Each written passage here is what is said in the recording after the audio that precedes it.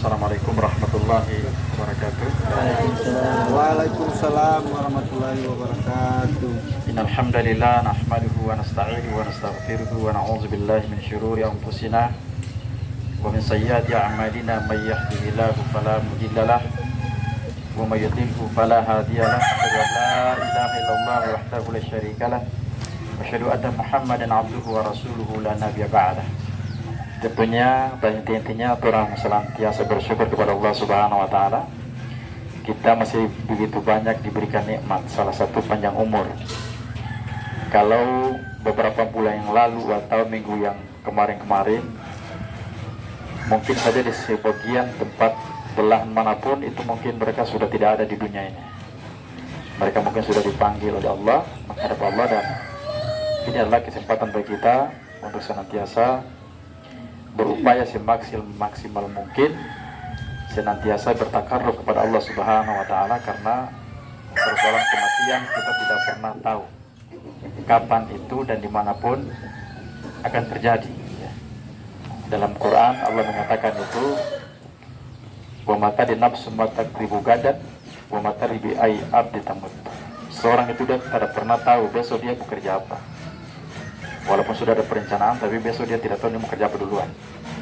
Kemudian kata Allah, dan di bumi mana tuh dia tidak pernah tahu, dimanapun mungkin dia akan meninggal dunia. Sekalipun kita membangunkan rumah bagus, berbagai macam fasilitas, tapi terkadang orang meninggal bukan di rumahnya.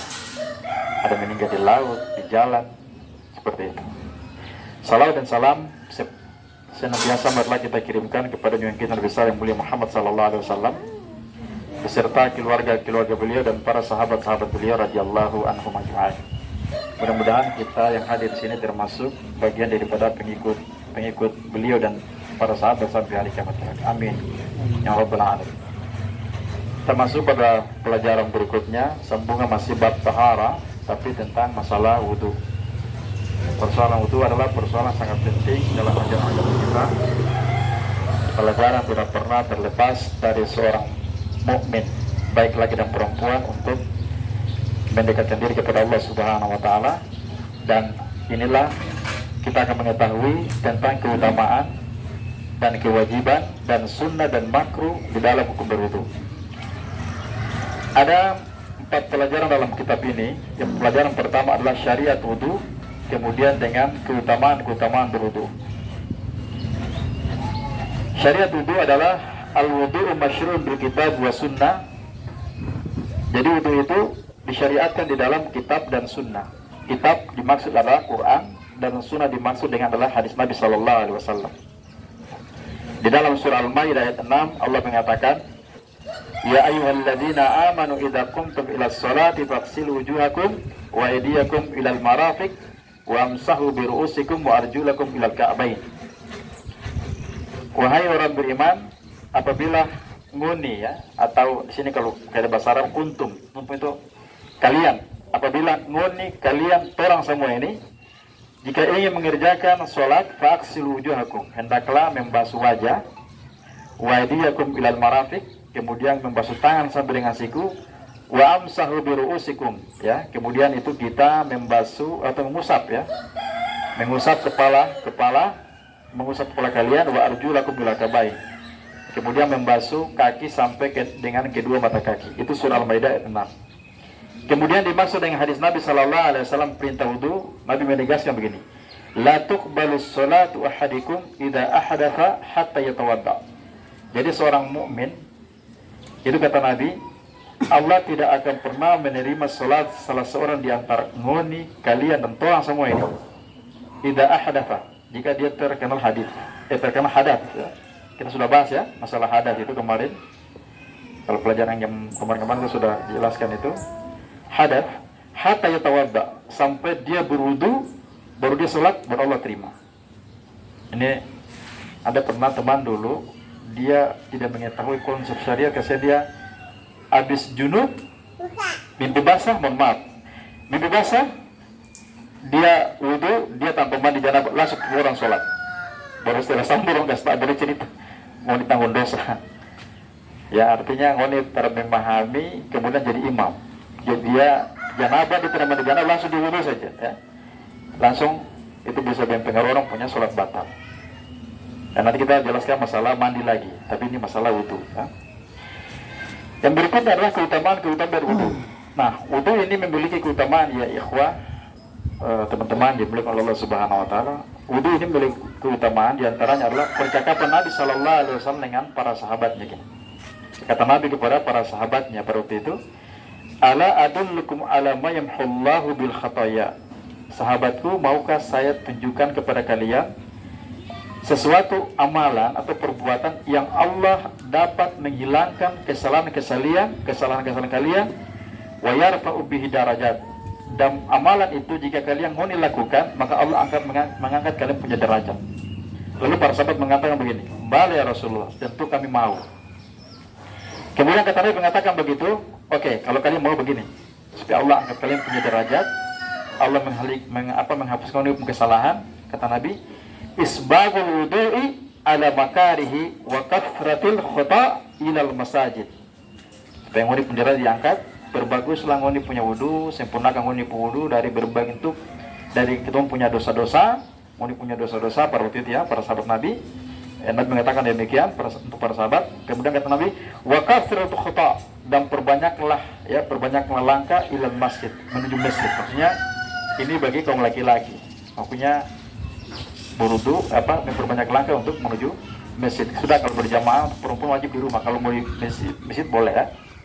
Ini bagi kaum lelaki yang memang kewajiban sholat wajib itu wajib berjamaah di masjid. Kemudian katanya begini, jika kalian sudah lakukan berwudu sempurnakan wudu, Allah juga akan angkat kalian punya darah yang menghapuskan kalian kesalahan dengan cara wa intizaru sholati ba'da sholati fadhalim kurribat. Lalu setelah itu mau berangkat ke masjid, kata Nabi, sholat di masjid, kemudian itu menunggu selesai sholat, lalu dia menunggu sholat yang lain. Kemudian kata Nabi, itu adalah ar-ribat. Ribat itu adalah sesuatu yang kita berjaga-jaga, itu pahalanya besar. Seperti hari ini di Gaza, Palestina ya. Palestina itu termasuk kaum mujahidin di sana berjaga-jaga ya. Tiap kan siang marang mereka dibombardir segala macam, jadi ada di berjaga-jaga di perbatasan, jangan sampai musuh masuk. Itu adalah pahala besar. Sama juga dengan insya Allah kalau kita menunggu sholat di masjid, menunggu sholat berikutnya, kalau tidak ada urusan di rumah misalkan, tidak ada urusan, tidak ada kegiatan, bolehlah kita orang di masjid misalkan begitu. Itu pahalanya besar. Kemudian kata Nabi Sallallahu Alaihi Wasallam mengatakan demikian begini, idza tawadda'al abdul muslim awal mu'min wa ghassala wajhahu, apabila seorang muslim itu baik laki dan perempuan dia berwudu ya, dia berwudu lalu dia membasuh dia punya wajah, kharaja min wajhihi kullu khati'atin, maka setiap kesalahannya keluar dari wajahnya. Ini kesalahan dimaksud adalah kesalahan yang maksud adalah kesalahan-kesalahan dosa-dosa, mungkin dosa-dosa kecil ya. Kalau dosa besar itu kita menyekutukan Allah Subhanahu Wa Taala, kita masih berbuat dosa besar, mohon maaf ya, zina, minum khamar, kemudian itu kita mencuri ya, itu dosa besar. Kita bertobat dulu. Tapi ini maksudnya kesalahan-kesalahan orang kepada Allah Subhanahu Wa Taala. Kemudian jika seorang mukmin tadi melakukan itu dia membasuh wajahnya, maka tentu insya Allah akan seluruh kesalahan yang keluar. Nazara ilahi bi'ainihi, maka orang melakukan kesalahan itu dia merasakan saya tadi berbuat salah. Dia berwudu, insya Allah dia merasakan bahwa insya Allah kesalahannya itu diampuni oleh Allah Subhanahu Wa Taala dengan air wudu ataupun setetes dari air wudu. Kemudian itu kata Nabi, wa idza ghassala yadayhi kharajat kullu khati'atin basyat yadah. Jika seorang mukmin dan muslimin melakukan demikian juga membasuh tangannya, maka di tangannya keluar setiap kesalahannya, yang kesalahannya pernah melakukan kejahatan misalkan ya, akan keluar dengan setetes air wudu atau dengan air wudu yang kita pakai tadi. Ya, ini pahalanya luar biasa ya. Ini manfaatnya luar biasa. Kemudian kata Nabi, hatta yakhrujun nakum minadz dzunub. Kalau dia itu melakukan demikian, berwudu terus demikian, insyaallah itu punya dosa-dosa akan hilang. Jadi harus teman-teman untuk menjaga sholatnya ya, kalau kita mau sholat bolong-bolong, kita upayakan istiqomah sholatnya 5 waktu ya, 5 waktu, karena syarat diterimanya amal ibadah kita lah sholat. Kalau 1 minggu sholat cuma misalkan Jumat doang misalkan, atau cuma dur saja, lalu kita mau surga dengan jalan apa? Dengan begitu. Yang berikutnya adalah kita masuk pada kewajiban berwudu. Nah, kewajiban berwudu yang kita lakukan pertama niat. Niat itu harus ditetapkan di hati untuk melakukan perbuatan wudu karena mengikuti perintah Allah Subhanahu wa taala berdasarkan konsep hadis Nabi, innamal a'malu binniyat. Segala perbuatan tergantung niatnya. Yang kedua, kewajiban berwudu adalah aghasul wajhi min a'la al-jabhati ila muntaha al-dhufni min watadil udhun ila watadil udhun, yaitu membasuh wajah sampai dengan mulai dari yang paling atas testa ya, ini jabah ini, sampai dengan di bawah dagu, sampai dengan juga kuping atas sampai di kuping bawah. Berdasarkan ayat Quran surat Al-Maidah ayat 6, fa'ghsilu wujuhakum, maka basuhlah wajah-wajah kalian. Yang ketiga adalah ghaslu yadain ilal mirfaqain, membasuh tangan sampai dengan siku, dua tangan dan dua siku. Berdasarkan surat Al-Maidah ayat 6, wa aydiyakum ilal marafiq, ya, basuhlah tangan kalian sampai dengan siku. Yang keempat, kewajiban wudu masur ra'si min jabhati ilal qafa, mengusap kepala mulai dari testa sampai dengan di belakang tengkuk, belakang leher. Ini memang masih teori ya, nanti seolah kalau mau tanya nanti bisa dipelajari nanti. Kemudian itu adalah membasuh, berikutnya adalah yang kelima, ghasl rajulain ilal ka'bain, membasuh kedua kaki sampai dengan mata kaki. Itu mata kaki tahu ya, benjolan kaki itu. Nah, itu wajib dibersihkan, dibasuh. Kalau cuma di ujung kaki saja itu tidak sempurna kewajiban berwudu. Ya. Jadi harus sampai dengan dua mata kaki. Yang berikutnya itu adalah tartib bainal a'da al-maghsulatu bi ayyaghsila wajha awwalan. Kita tertib dalam melakukan berwudu. Kalau misalkan itu tertibnya berurutan sesuai dengan perintah Allah, kita lakukan dengan perintah Allah. Wajah, tangan itu berurutan. Kemudian setelah itu adalah al-maulatu al-faur, yaitu perbuatan wudu ini dalam satu waktu. Tidak boleh kita memisahkan berwudu dalam memisahkan misalnya gini. Kita habis cuci tangan, ada orang telepon. Assalamualaikum. Boleh bawa pasien dulu? Sebentar ya, telepon dulu. Habis itu kita berwudu lagi, mungkin kaki atau apa, wajah atau dan sebagainya, itu tidak boleh. Jadi tuntaskan dulu dalam satu waktu, tidak boleh putus-putus. Nah, begitu. Karena kenapa? Allah mengatakan wala tubtilu a'malakum, dan jangan kalian membatalkan amalan-amalan kalian. Jadi kalau kita berwudu itu sudah termasuk amal ibadah yang dibatasi. Yang berikutnya adalah sebagian para ulama fikih itu memasukkan itu wajibnya berwudu itu dengan cara ada juga menggosok. Jadi sebelum kita melakukan wajib wudu seperti yang saya sebutkan tadi, kita juga perlu menggosok anggota badan, ya, anggota badan, mungkin badan kita ada daki atau ada apa, dibersihkan dulu, karena itu bagian daripada sunnah-sunnah. Yang benar adalah di kalangan para ulama mengatakan demikian, itu adalah bagian daripada kesempurnaan mandi.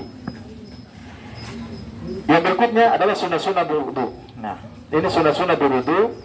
Yang pertama adalah seorang itu harus mengucapkan baca bismillah. Nabi SAW mengatakan la wudu'a liman lam yadhkur ismallahi alaihi. Tidak ada berwudu bagi orang tidak mengucapkan bismillah. Bismillah ini sebagian juga para ulama mengatakan boleh diucapkan, boleh juga tidak, karena dia termasuk dalam perbincangan di sini. Ada juga mengatakan di sini dia lemah itu boleh mau diamalkan, boleh juga mau ditinggalkan, misalkan begitu. Baik. Kemudian itu sunnah wudu adalah ghaslu kaffaini thalatha, ya, yaitu membasuh kedua telapak tangan. Nah ini telapak tangan ya, nih telapak tangan kuf dalam bahasa Arab kuf, ya, telapak tangan. Qabla idkhali ma fil ina'i, sebelum memasukkan kedua tangannya dalam bokor. Nah ini ada ketentuannya. Ini kata Nabi sallallahu alaihi wasallam mengatakan begini. Idza istaghaida ahadukum fi nawmihi fala yatmis yadahu fil ina. Jika salah seorang dari kalian, dari orang ini, ketika bangun dari tidur, ya, jangan langsung merendamkan kedua tangan ini dalam bokor atau dalam ember kah, tempayan kah, ya. Karena kata Nabi, hatta yaghsilaha salatan, hingga kita cuci tangan dulu 3 kali baru masuk ke dalam bokor. Jadi memang ada syarat-syarat wudu, memang ada bokor, ada juga langsung menciduk-ciduk begini. Jadi Nabi mengatakan itu khawatir begini. Kata Nabi, fa innahu la yadri aina batat yadah. Karena orang tidak tahu itu malam itu tangan tuh pengen apa. Mohon maaf ya. masalah fikih ini, raba-raba apa nih, mungkin pegang aurat dan sebagainya, itu jangan langsung masukkan ke dalam apa, ember tangan kita ini, cuci dulu sampai 3 kali. Walaupun make up kita harganya mahal apapun, tapi kita habis pegang aurat, sapu wajah itu, kita punya aura wajah tetap kelihatan tidak bersih. Itu. Ini Nabi mengatakan demikian. Kemudian para ulama mengatakan, wa illam yakun pada istaghaiti minan naumi falam mani'a min ayyadkhulu yadahu fil ina. Jika seorang itu ketika dia tidur malam dan dia tidak meyakini bahwa tangannya itu istilahnya memegang auratnya misalkan, dia yakin tangan insya Allah tidak memegang sesuatu, maka boleh langsung dia meletakkan tangannya ke dalam bokor. Jika dia yakini hal itu, karena mencuci tangan itu bagian daripada sunnah wudu. Kemudian sunnah-sunnah berwudu yang ketiga adalah as-siwak. As-siwak itu adalah sikat gigi, ya. Kata Nabi sallallahu alaihi wasallam sebuah hadis, "Laulan asyukka ala ummati la amartum bisiwaki ma'a kulli wudu." Kata Nabi begini, seandainya saya tidak memberati umatku ini, saya akan memerintahkan mereka bersiwak sikat gigi dulu setiap kali mereka berwudu. Ini adalah aturan. Jadi aturan ini bukan wajib, tapi penegasan. Jadi kalau ibu-ibu ada perjalanan dinas ke luar kota, lupa bawa sikat gigi, jam sholat, wah tidak ada sikat gigi, tidak apa-apa. Ini bukan sesuatu yang diwajibkan, cuma penekanan saja. Kalau mau sikat gigi, lebih bagus lagi. Yang kita bisa makan, misalkan sesuatu yang bau, atau sholat di samping toh mengganggu yang lain, kemudian toh berdosa sedikit. Jadi harus jangan ada bau. Yang berikutnya itu adalah sunnah wudu adalah berkumur-kumur. Masukkan air ke dalam mulut, ya mulut, kemudian syirkin ila syirkin, kumur-kumur semua, kemudian kita membuangnya. Ini hadis Nabi sallallahu alaihi wasallam mengatakan, "Idza tawadda'ta famatmit." Jika ngone berwudu, jangan lupa berkumur-kumur. Yang berikutnya adalah al-intishaq wal intishar. Setelah tong wudu, jangan lupa dulu masukkan air ini kalau ke dalam hidung, masukkan air ke dalam hidung. Hirup sampai sedalam-dalamnya, sampai rasa pusing, sakit di sini, ya. Nah, rupanya ini adalah sesuatu yang bagus, ya. Saya kalau sakit kepala saya gitu, insya Allah sembuh, ya, sembuh. Menghirup air sedalam-dalamnya ke dalam hidung, kemudian itu saya ketemu bang, tanafus, membuang, ya. Setelah kita membuangnya itu, membuang dalam hidung ini air, itu kita lakukan. Kata Nabi sallallahu alaihi wasallam mengatakan begini, wa baligh fil istinshaq, seriuslah dalam memasukkan air ke dalam hidung. Kata Nabi, illa antakuna sha'iman, kecuali di dalam kondisi berpuasa, maka tidak boleh masukkan air. Yang berikutnya adalah takhlilul lihya, yaitu menyela-nyela jenggot. Ini sebagaimana dari Ammar bin Yasir, dia mengatakan begini. Ammar bin Yasir mengatakan begini, walaqad ra'aitu Rasulullah sallallahu alaihi wasallam yukhalil lihyatu. Saya yakin dan saya melihat betul-betul Nabi itu kalau dia berwudu itu dia menyela-nyela jenggot. Maka ini bagian daripada sunnah.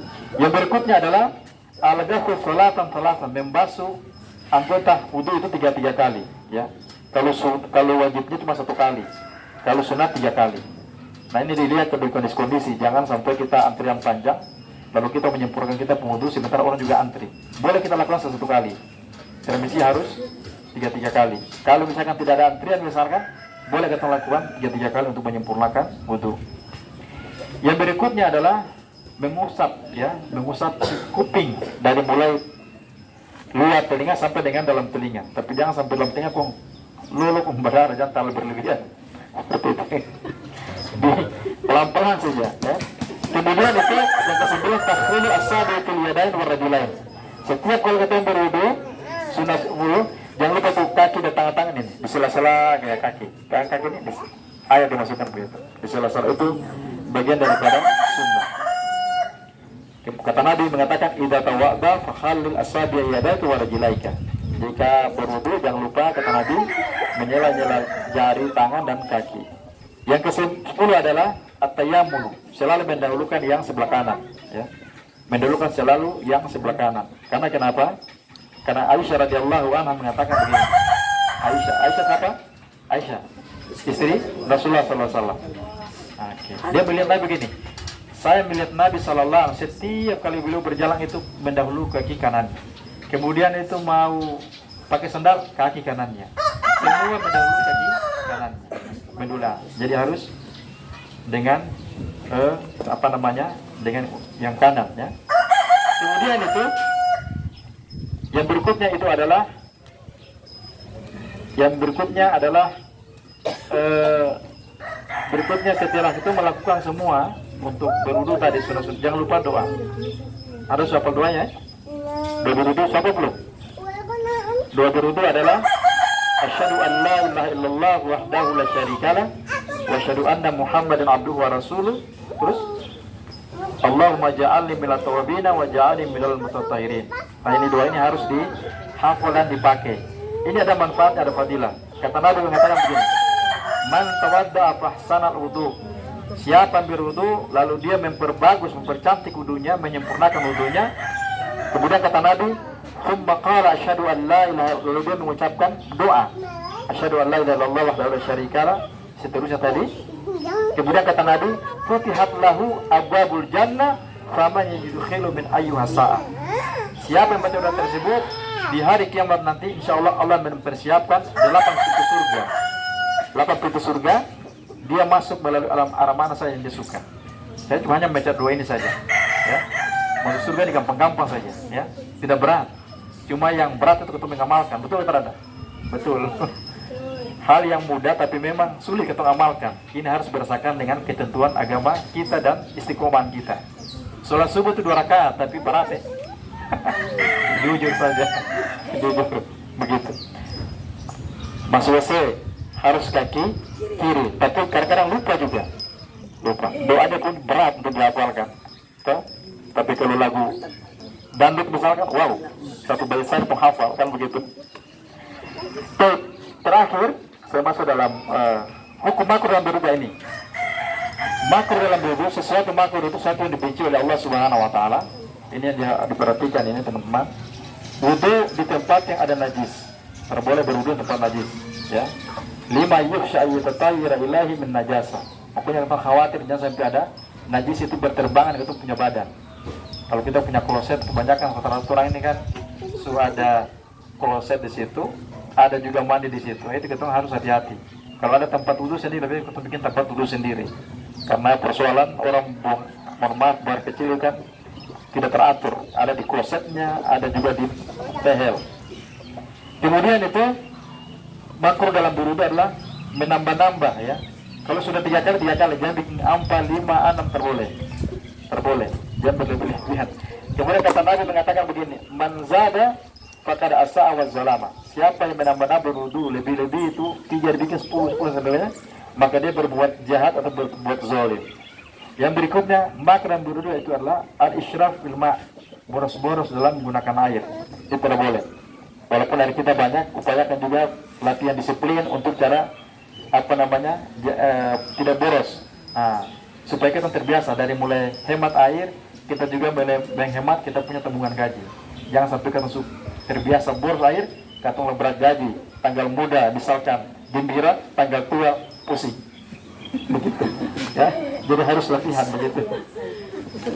Kemudian yang 4 itu adalah atarikus sunnah atau aktsara minas sunnah, ya, meninggalkan sunnah atau memperbanyak sunnah wudu terboleh karena pahala kita nanti dia terputus. Seseorang tidak boleh memutuskan pahalanya. Kemudian itu al-wudu bi fadlil mar'ah, yaitu mengutamakan keutamaan wudu para perempuan. Kepada laki-laki perempuan, mohon perempuan juga menjadikan utamakan laki-laki pria dulu, jangan sampai ada perempuan mau duluan. Karena lebih ketimbang itu wajibnya laki-laki berjamaah daripada perempuan kalau di masjid misalkan. Kemudian jangan sampai ada timbulan ada timbulan fitnah misalkan perempuan duluan, ya, tidak memahami kondisi berwudu lalu dia menampakkan auratnya, bitisnya dan sebagainya. Ada laki-laki di sampingnya mungkin karena syahwatnya tinggi, dikaget. Tadinya mungkin lihat sesuatu mata kabur, lihat itu langsung mata terang. Nah, itu tidak boleh, ya. Itu harus waspada seperti itu. Ini saja yang bisa saya sampaikan. Mudah-mudahan bisa bermanfaat. Mungkin ada pertanyaan-pertanyaan, saya persilakan.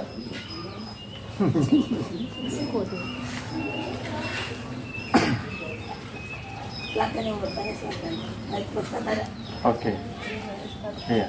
Kalau yang tadi tuh Ustaz tuh penjelasan ada di situ yang berulang-ulang tadi. Yang pertama itu basuh wajah dulu. Iya. Nah, yang tadi terus tangan langsung. Itu bukan yang paling benar itu gimana biasanya kan? Iya. Kalau orang tuh telapak tangan dulu, Iya. kemudian mulut, Hmm. jadi Iya. kalau yang memang benar-benar urutan yang baik itu yang mana? Ya. Kalau orang lihat konsep Quran itu dia memang kayak kan di sini kalau konsep Quran kan begini. Ya ayyuhallazina amanu idza qumtum ila sholati cucilah wajah. Kan cuci baru tangan. Nah, kemudian sampai siku, sampai kemudian mengusap kepala sampai dengan kaki. Dia melewati dengan telapak tangan. Sunnah-sunnahnya tadi adalah baca bismillah kemudian masuk ke telapak tangan 3 kali. Nah, 3 kali setelah itu kemudian itu kalau ini kita bersiwak dulu ya. Bersiwak kalau sunnah-sunnahnya baru cuci 3 kali berkumur-kumur. Nah, berkumur-kumur ini langsung kalau yang kita pelajari sesuai dengan konsep wudhu, sesuai dengan syariat, dengan dalil itu hidung langsung masukkan apa namanya berkumur-kumur langsung memasukkan air ke dalam hidung. Setelah itu intisyak langsung membuang lagi 3 kali. Setelah itu menyela-nyela tanga ini, kemudian itu masukkan ini, setelah itu tangan ya. Nah, tangan sampai dengan siku. Setelah itu nanti wajah. Wudu seperti biasa lah begitu ya. Masukkan air, kemudian ini wajah seperti itu. Yang benar yang biasa. Nah, kali ini saya mau jelaskan ini dulu ini. Bagel panjang nanti. Kalau ada waktu boleh dibuka kampus, masih ada waktu? Pak, masih ada waktu? Nah, saya jelaskan sebelumnya. Cara berwudu ini. Ayyadul ina an yaminihi au amkana dzalik. Maksudnya meletakkan tangan ke dalam bejana. Ini kalau kita kan pakai ledeng nih. Tapi kalau di sini dijelaskan kalau kita tidak ada ledeng, boleh kita menciduk-ciduk air. Kemudian setelah itu kita baca bismillah, kemudian mencurahkan air ke dalam kedua telapak tangan, ya, sambil kita berniat. Niat itu maksudnya ada juga yang sering sudah ucapkan dengan lafal, ada juga kalau tidak mengucapkan lafal tidak jadi persoalan ya. Jadi langsung kita sambil berniat, ya Allah saya mau berwudu. Lalu setelah itu dia membasuh kedua tangannya 3 kali, yang telapak tangan tadi. Setelah itu dia berkumur-kumur 3 kali, lalu dia istinsyaq, masukkan air ke dalam hidung. Lalu setelah itu dia membasuh wajah. Oke. Membasuh wajah dari mulai tempat tumbuhnya rambut kepala sampai dengan di bawah, paling bawah itu adalah dagunya ya, dagu, kemudian itu adalah muntahil lihiyati at-tulan sampai dengan ini. Sampai kalau mau maaf, kalau laki-laki pun jenggot panjang sampai dengan jenggotnya. Kemudian sampai dengan wajah langsung sekaligus ini sampai dengan kupingnya paling ujung sampai dengan di bawah, paling di bawah kuping. Lalu setelah itu 3 kali lalu dia membasuh tangan yang kanan sampai dengan tangan yang bagian atas. Oke. Atas, kemudian itu lalu dia menyela-nyela dia punya jari, kemudian itu dia membasuh bagian anggota yang kiri juga. Oke. Bagian yang kiri, kemudian setelah itu dia mengusap kepalanya. Ini mengusap kepala ini kan bekas air maksudnya, bekas air. Kalau sebagian orang itu kan langsung kan itu.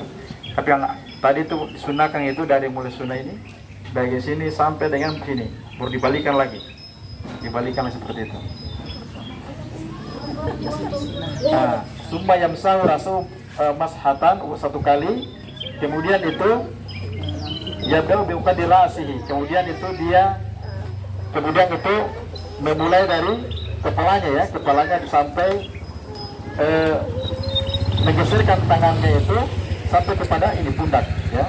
Kemudian itu mengembalikan tangan kedua sampai dengan semula ke depannya lagi. Setelah itu sampai dengan kupingnya, telinganya, sampai dengan mempunyai usap ini dengan tangan yang misalkan yang tidak langsung belayar, tapi yang bekas tangan yang masih basah itu bisa diikat saja. Setelah itu sampai dengan ya, lalu sampai dengan dia membasuh kedua kaki tangannya sambil dari sela-sela ya, seperti biasa. Jadi seperti biasa lah begitu, cuma yang bedakan kan kadang-kadang kan begini Jadi perusahaan untuk kepala, jadi itu bekas ini langsung, kalau sisa tinggal gini aja. Yang ini tadi ganti langsung di sampai sini, baru dibalikan lagi dengan kuping. Setelah itu baru berkuda dengan kakinya sampai selesai.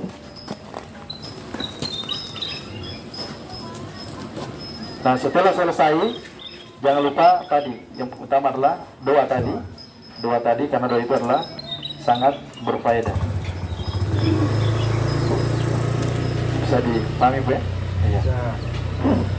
Ada lagi? Ada Ustaz. Suami istri karun. Ya? Suami istri karun. Oke. So sebenarnya kita masuk di bab mandi sebetulnya ya. Nanti kita pembahasannya coba. Iya, akan masuk nanti. Cuma jelas karena bertanyakan singkat saja. Yang dimaksud dengan menyentuh di situ bukan kulit ya, bukan kulit. Kemudian suami istri berwudu, fokusnya kulit begini, langsung batal. Kondisi itu bukan itu pemahaman kita. Masalah fikihnya adalah, mohon maaf, batal wudu itu adalah ketika berjima.